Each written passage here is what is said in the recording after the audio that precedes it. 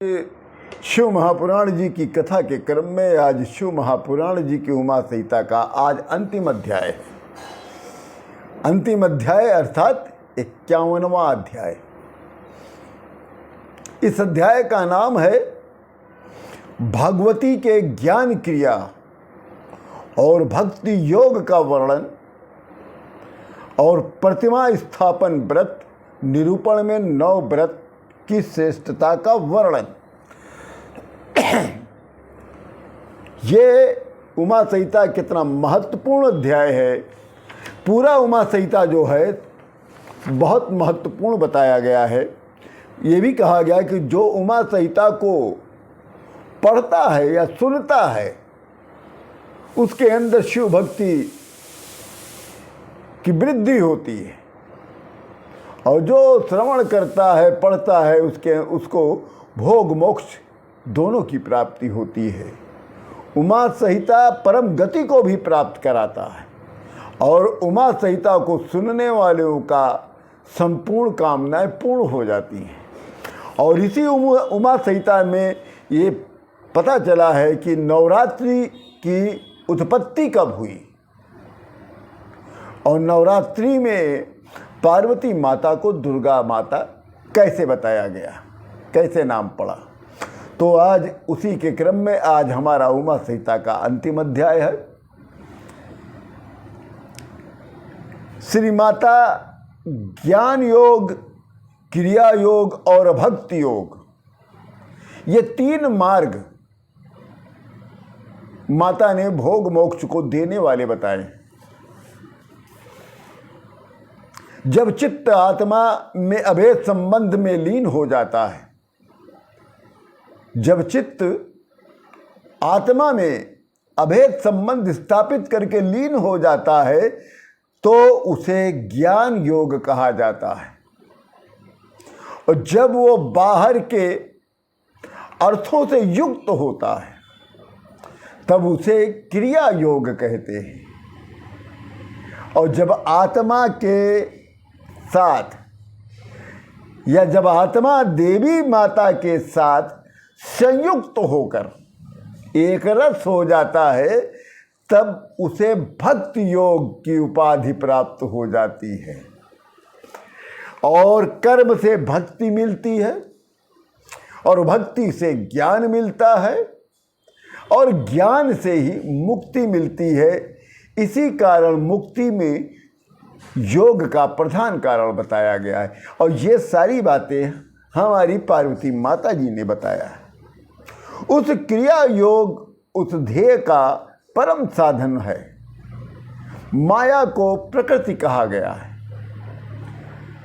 और माया को बनाने वाले को परब्रह्म बताया गया है, जो दोनों के शरीर को अभिन्न मानता है। वही इस संसार सागर से पार कर जाता है, संसार सागर को पार कर जाता है। सर्वदेवों में श्रेष्ठ हैं पराम्बा,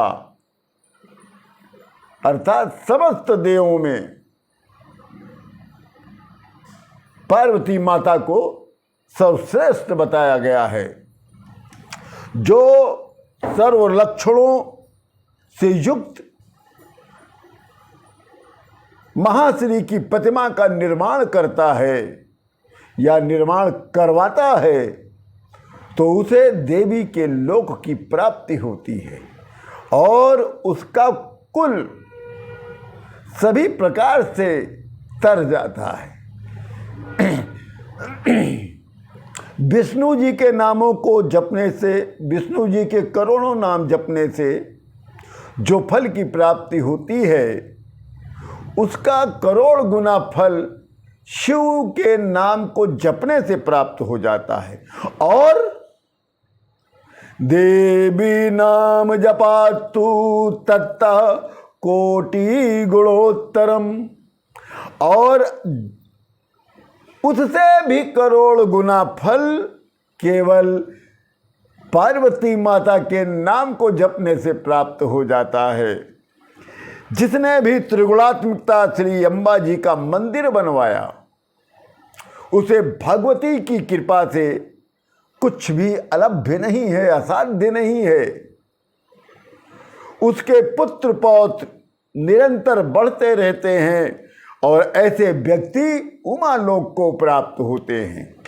इसलिए सभी को देवी माता का मंदिर अवश्य बनवाना चाहिए।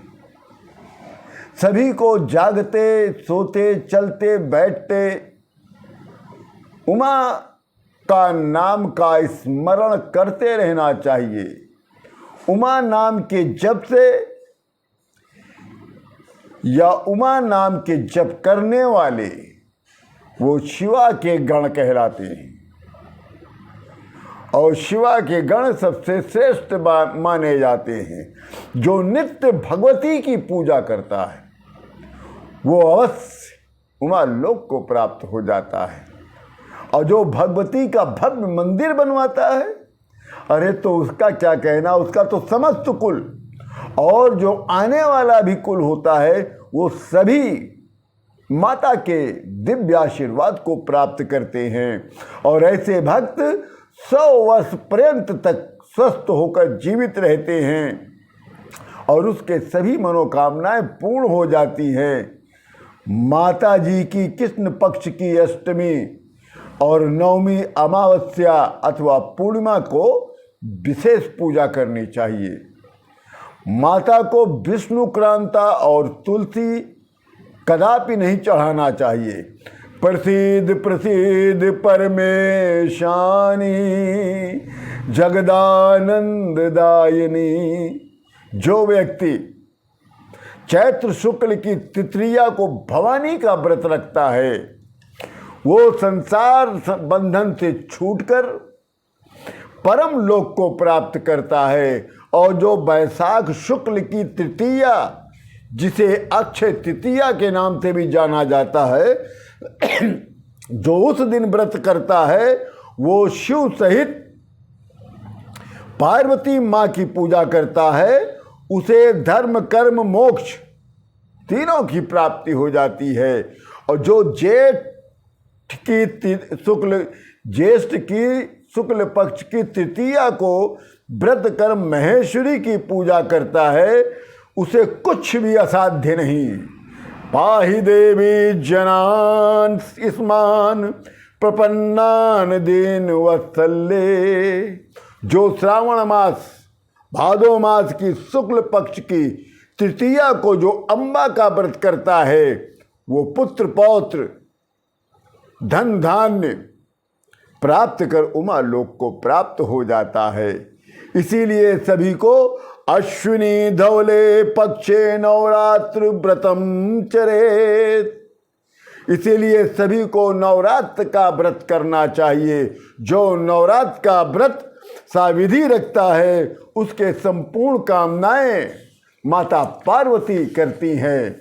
नवरात्र व्रत की महिमा इतनी है कि वो उमा संहिता में दर्शाया गया है। नवरात्र व्रत स्यात् प्रभावम वक्तुमीश्वर चतुरास्यो न पंचाच्यो न खड़ास्यो न को अपरः। नवरात्र व्रत की महिमा ब्रह्मा अपने 4 मुख से, शिव जी अपने 5 मुख से और कार्तिकेय भगवान अपने 6 मुख से नवरात्र व्रत की महिमा का वर्णन नहीं कर सकते।